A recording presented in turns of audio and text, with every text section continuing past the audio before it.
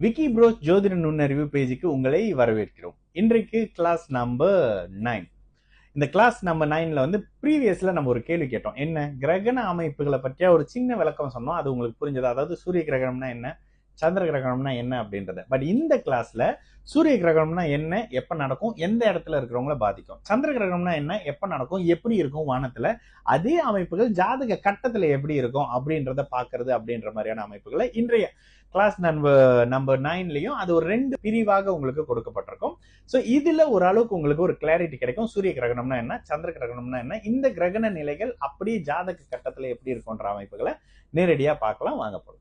இந்த கிரகணம் பத்தி எப்படின்றத கொஞ்சம் விளக்கமா சொல்லுங்க. ஏன்னா போன முறை வந்து அந்த சந்திரனுடைய ஒளியோட அமைப்புகள்ல இந்த கிரகணம் பத்தி பேசியிருந்தோம். சரி, ஓகே. கிரகணம்னா என்ன? சூரியனோட சந்திரனுடைய அமைப்புகள்ல இந்த பூமியின் நிழல், சந்திரனின் நிழல். ஓகேங்களா? சோ இன்றைய கிளாஸ் வந்து கிளாஸ் 9. ஓகேங்களா? பூமியினோட நிழலும் சந்திரனோட நிழலும் தான் இந்த ராகு கேதுக்கள்னு சொல்லப்படுது. ஓகே, ஒரு உதாரணத்துக்கு அமாவாசை அன்னைக்கு இன்னொன்னு சொல்லிடுறேன். அமாவாசை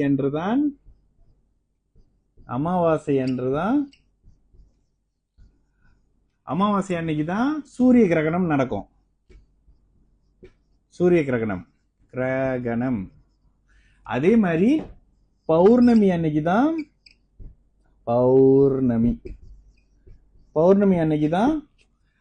சந்திர கிரகணம் நடக்கும். ஓகேங்களா? சந்திர கிரகணம். ஓகேங்களா? கிரகணம்னு வச்சுக்கோங்க. ஓகே, இது ஒரு மைண்ட்ல வச்சுக்கோங்க. அமாவாசைய சந்திரன் அன்னைக்கு சூரிய கிரகணமும், பௌர்ணமி சந்திரன் அன்னைக்கு சந்திர கிரகணமும் நடந்துரும். ஓகேங்களா? இப்ப அமாவாசை அமைப்புகள் வரும்போது இது மதியத்துல, இன்னொன்னு சூரிய கிரகணம் மத்தியானத்துலதான் நடக்கும். ஓகே, இது ஒரு விஷயம். இது பூமிங்க. பூமி. ஓகேங்களா? இதை நான் வரைஞ்சு காட்டுறேன். பூமி சும்மா இங்க ஒரு பிளானட், இங்க ஒரு நாடு, இங்க நாடு இருக்கா? ஓகே, இது பூமிங்க. இன்னைக்கு அமாவாசை. சூரியனும் சந்திரனும் எப்பயுமே, சூரியன் சந்திரன் ஒன்னா சேர்ந்துட்டாங்க அப்படின்னா அது அமாவாசை ஜோசியத்துல.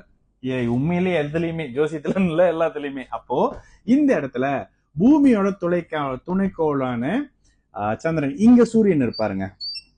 ஓகேங்களா? இது சூரியன், இது வந்து சன் சூரியன் வச்சுக்கோங்க. ஓகே, சூரியனே போட்டுக்கிறேன். போட்டு ஜூம் பண்ணிக்கங்கம்மா. சூரியன்.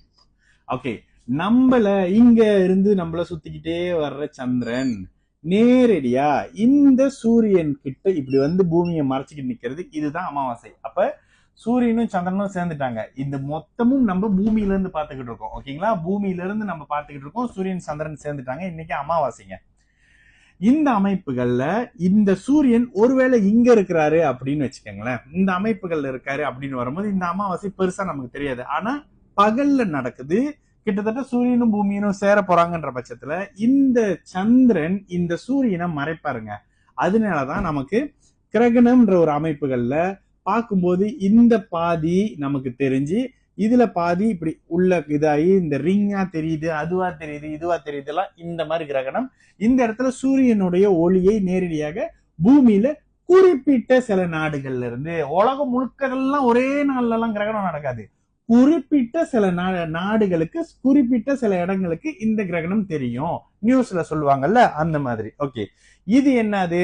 இது சூரிய கிரகணம். ஒன்லி மதியத்துல நடக்கும், மத்தியானத்துல நடக்கக்கூடிய இது சூரிய கிரகணம்ங்க. ஓகேங்களா? சூரிய கிரகணம். ஓகேங்களா? அடுத்ததா சந்திர கிரகணம். சந்திர கிரகணம் எப்ப நடக்கணும்? பௌர்ணமி அமைப்புகள்ல தானே நடக்கணும். ஓகே, இந்த இடத்துல இங்க சூரியன் வந்துடுறாரு. சூரியன், சன், சூரியன். ஓகே, இந்த இடத்துல பௌர்ணமி சந்திரன் இங்கிட்டு இருப்பாருங்க. ஓகேங்களா? இந்த அமைப்புகள்ல பௌர்ணமி சந்திரன் இங்க இருப்பாரு. இது வந்து சந்திரன், மூன். ஓகே, இந்த அமைப்புகள்ல பௌர்ணமி சந்திரன் நடந்துகிட்டு இருக்கும் போது பூமி குறுக்கால வந்து போரும்போது சந்திர கிரகணம் நடக்கும். ஓகேங்களா? அதாவது சூரியனோட இங்க வாங்குற ஒளி பூமி மேல ஒரு குறிப்பிட்ட பாவகத்துல படும்போது இந்த பக்கம் இருக்கும்ல, இவங்களுக்கு தெரியாது. அதாவது இந்த பூமியோட இந்த அரை பவர் கான்செப்ட்ல இதுலதான் வரும். இந்த பக்கத்துல இருக்கிறவங்களுக்கு இங்க நடக்கிற விஷயமே தெரியாது. ஆனா பூமிக்கு இந்த பக்கத்துல இருட்டா இருக்காங்கல்ல, நைட்ல இருக்காங்கல்ல, நமக்கு ஒருவேளை நம்மள மலேசியால நடக்குதுன்னு வச்சுக்கோங்களேன், மலேசியா மாதிரியான ஆசிய பாவகங்கள்ல நடக்கும்போது இந்த ஒளியோட அமைப்பு இந்த சூரியனை இந்த சந்திரனை டெம்பரவரியா மறைக்கும். அப்ப இது குறுக்க இந்த பூமி உள்ள வந்து வெளியில போற வரைக்கும் இந்த சூரியன் வந்து இந்த சந்திரன் வந்து இந்த பூமியின் நிழலால மறைக்கப்படுவாரு. அப்ப இந்த பூமியோட நிழலா அவர் மறைக்கப்பட அந்த குறிப்பிட்ட எவ்வளவு நேரம் இந்த இது எவ்வளவு நேரம் நடக்குது, 1 மணி நேரம் நடக்குதா, 50 நிமிஷம் நடக்குதா அப்படின்ற அந்த குறிப்பிட்ட டைமுக்கு மட்டும் இந்த சந்திரன் வந்து கிரகண நிலையில ஒளி இழந்த நிலையில இருப்பாரு. பௌர்ணமியாக இருந்தாலும் இந்த சந்திரன் செயல்பட முடியாத நிலையில குறிப்பிட்ட சில நாடுகள்ல இந்த இடத்துல பிறந்தவங்களுக்கு, இந்த இடத்துல பிறந்தவங்க யாரெல்லாம் இந்த சந்திரனை பாக்குறாங்க, ஒருவேளை இந்த சந்திர கிரகணம் நடந்த அன்னைக்கு நீங்க தூங்கிட்டீங்க, ஆனா உங்களுக்கும் உங்க இடத்துல இருக்கிறவங்களுக்கும் கண்ணை மூடி இருக்கி இருந்தாலும் இந்த கிரக அமைப்புகள் அந்த இடத்துல பிறக்கக்கூடிய அந்த நாள்ல பிறக்கக்கூடிய அந்த குழந்தைக்கு சந்திரன் கிரகணம் அப்படின்னு தான் வரும். ஓகேங்களா? அப்ப இந்த இடத்துல பூமிக்கும் சூரியனுக்கும் நடுவுல சந்திரன் வந்துடுறாரு. அதனால சூரிய கிரகணம் மத்தியானத்துல நடக்கும். பௌர்ணமி நாள்ல சூரியனுக்கும் சந்திரனுக்கும் நடுவுல பூமி வந்துடுறாரு. அதனால இது நைட்ல நடக்கும். ஏன்னா பௌர்ணமி சந்திரனை நீங்க ராத்திரில இரவுல மட்டும் தான் பார்க்க முடியும். ஓகேங்களா? இதுதான் இந்த கிரகணத்தோட அமைப்புகள். இது புரிஞ்சிருக்கும்னு நினைக்கிறேன். சரிங்களா?